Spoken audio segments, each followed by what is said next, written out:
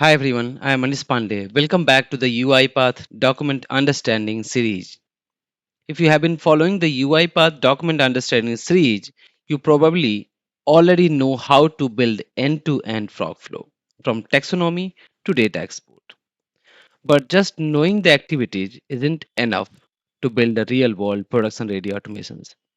You should also know about the best practices for utilizing the document understanding studio activities. Best practices are nothing but the tips and the standards that make your automations more stable, more accurate, and easier to maintain. In this video, I will walk you through the most important best practices. So this is the DU framework activities underscore best practice guide. This is prepared by UiPath team. We'll walk you through one by one. Let's start one by one. So first, as you know, once we'll install this package, we'll be able to access all the activities related to the document understanding framework. Now we'll start one by one. We will start with taxonomy manager. Group the document types into meaningful groups and categories based on the business units. You see this means whenever you are going to use taxonomy manager while creating the category and group and fill the document type, make sure to use meaningful group name as you saw here that I have taken this way. So I have taken the finance as a group, then invoice processing as a category, and then filled document type is invoice. Same way for the contract, I have legal as a group, category name as a service contracts, and the document name is legal service agreement, like this. So always take the meaningful groups and category based on the business units basically. So this is the finance, I can say finance department, department, like that. So try using based on the business units. Second one, always use meaningful names in the naming the fields required from the document type.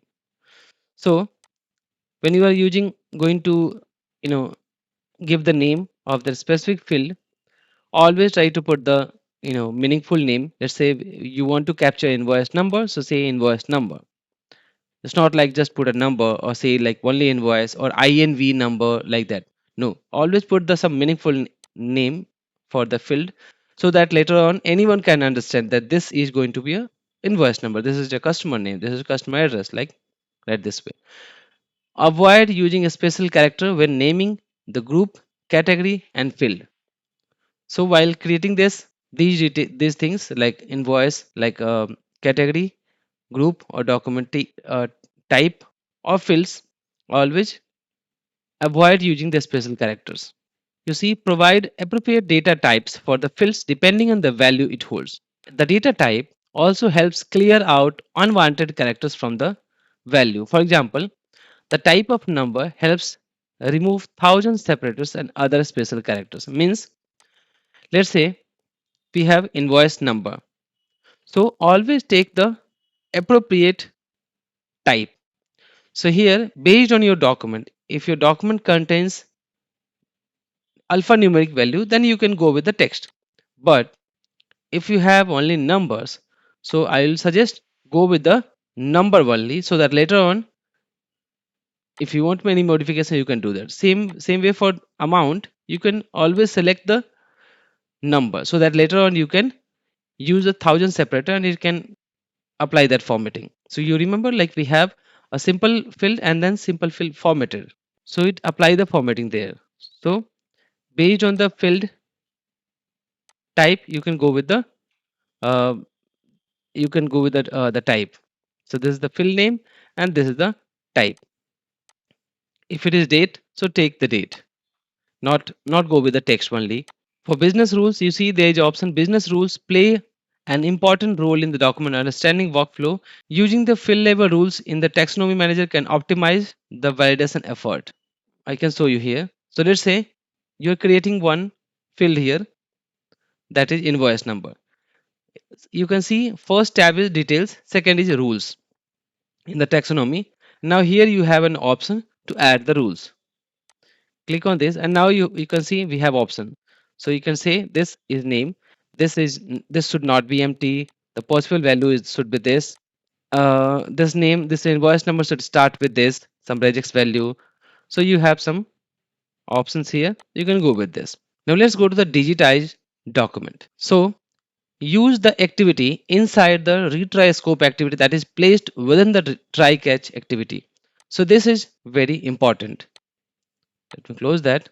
And whenever you are using digitize activity, let's put this in the retry scope and also in the try catch activity, so that in case of any error, this can help retry that activity and it will give you the data. This combination enables the board to retry the digitization in case of an error, but please pay attention that each retry attempt consumes a license. So regardless of this, I will suggest always use try catch activity to handle that. So system exception handling, those exception handling should be always there in your automations. Select the OCR engine based on the document, content, and required features. All OCR engines may not support all scenarios. For example, use UiPath Document OCR and OmniPage OCR if you are required to extract the handwritten data.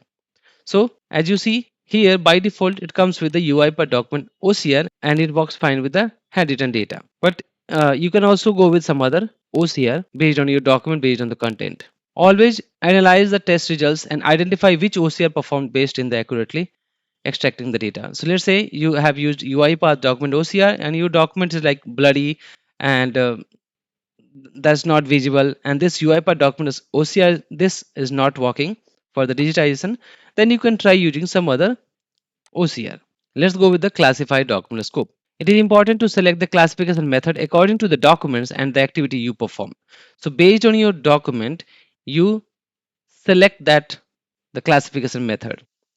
So as you saw here in the classification document scope, we have multiple classifier. We have a keyword, intelligent keyword classifier, machine learning, those things.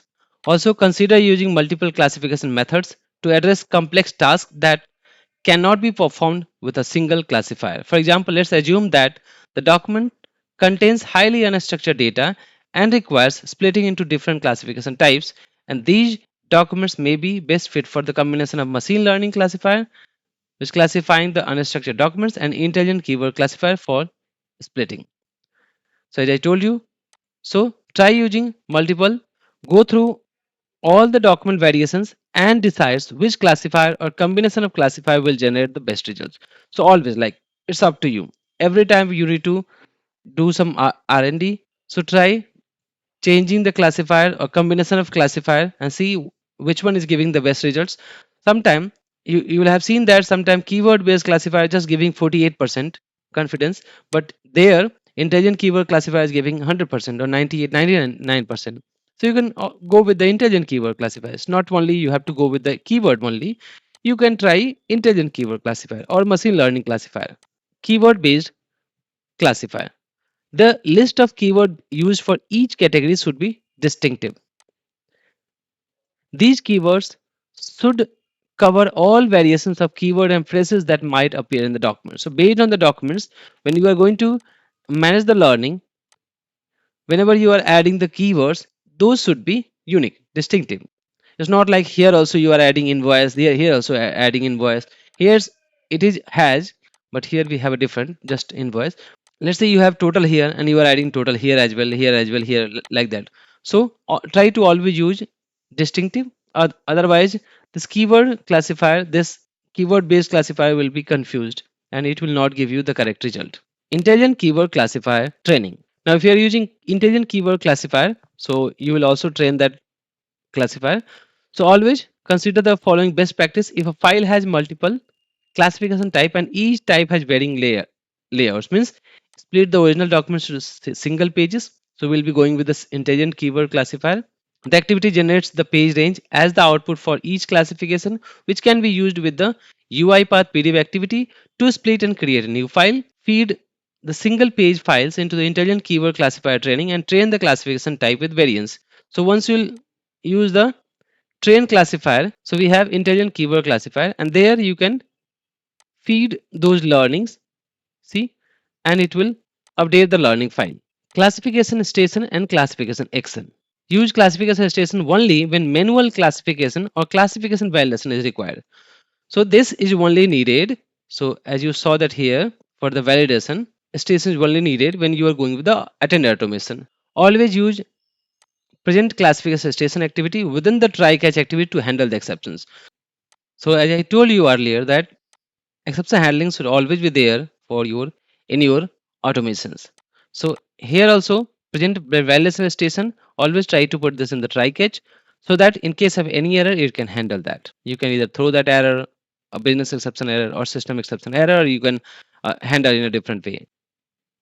You can handle exceptions, and this also helps to handle user defined exceptions to exclude a document from the document understanding flow. So let's say if you have any document that you are not able to classify, if we can say as a exception case, so in that case you can exclude that document. You can mention that, you can throw a business exception and say that okay, this is not correct document. So it will only work if you have a try catch used there. You are throwing that a custom user defined exception.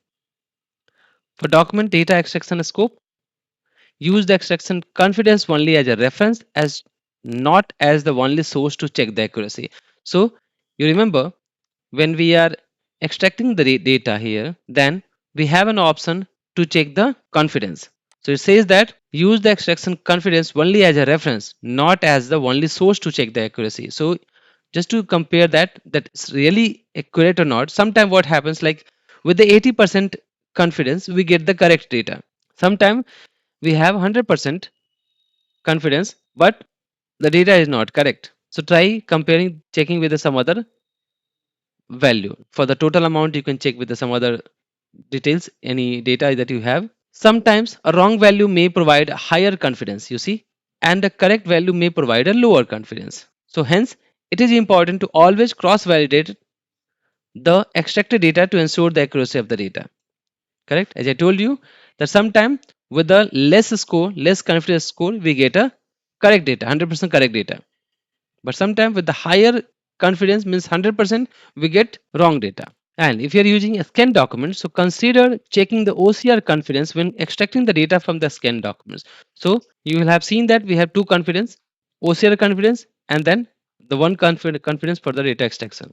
So try using the OCR confidence when you are extracting the data from the scan document. And also place the document data extraction scope activity within a try catch activity to handle the unexpected errors, for example, timeout error during the runtime. So this is the data extraction scope. Try you putting this in the try catch. So in case of any error, you can handle that. Next, regex based extractor. This is ideal for scenario where you have limited variation in the documents with the fixed fields. Right. So you can only write regular expression to extract the data where you have a limited variation, and that is table layout, we can say. Then only you can go with that. Regular expression work with the patterns identified in the document text. Output of the digitized document activity, perform the following to build a reliable expression. You can perform the digitization for the simple document that you need to build the regex. So it says that for you can first go with the sample document and then you perform the digitization and then you can build the regex, and after that you can go with the final file. So extract the digitized document text and write into temporary file. So this is the steps how you perform that. So before writing the regular expression, you perform the digitization for any a sample document, a template basically, and then you can build a regex. After that you extract the text and then you write a temporary text in the temporary text file, and then you compare that. You should check that is working fine or not. So copy the text from the file and use it. Perform some test runs with the several similar types of documents and validate and optimize your regular expression. So as you saw here, for the regex based, if you open that, we have written two expressions. And while writing this, what we did, we had some first we ran the digitization step with one sample file, and then we had the uh, text, and then we copied here, we pasted that one, and then we started writing this, and then it was highlighting that. Correct. We also used the regex 101, that website, and then we got that. So now after that we finalized that this is the correct expression and we use that. So this is the steps we need to follow to build a better regular expression. Form extractor. This is ideal for the scenario when processing fixed form documents. Means we can go with the invoice document. Form extractor works with a template, as you know, you saw here. When we are using form extractor, we need to manage the templates. We need to create multiple templates. If you have multiple format of invoices, you need to create a template for that. Hence, slight changes in the document may cause a template to fail in extracting the values. For example, let's assume that the document template is created on a native PDF, and however, the document received is scanned, tilted, and smaller in size. This may cause the value not to fit into the region defined into the template. It can be resolved by using anchors when defining the regions.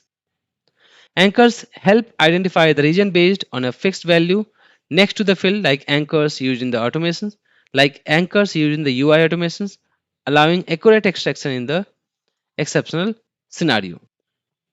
So you try using the that anchors. Always use native PDFs for template definition if possible. If native PDF is not available, use the same OCI engine that is used for digitization. Correct. So as I told you that here in the digitization we used UiPath Document OCR. So while creating the templates, we need to use the same OCR. I think we once we create that, we had an option to choose that. So we use the same UiPath Document OCR, correct? Pick document and page matching words from all area of the page, not just from the top. So when you are defining the templates and selecting some minimum few fields, so take the words from all of the area, not just from the top. The extraction area should be defined as large as possible, but without any overlapping. Correct. Now, machine learning extractor. This is ideal for processing semi-structured documents such as invoices, processing purchase order, receipts, etc. Validation station and validation action.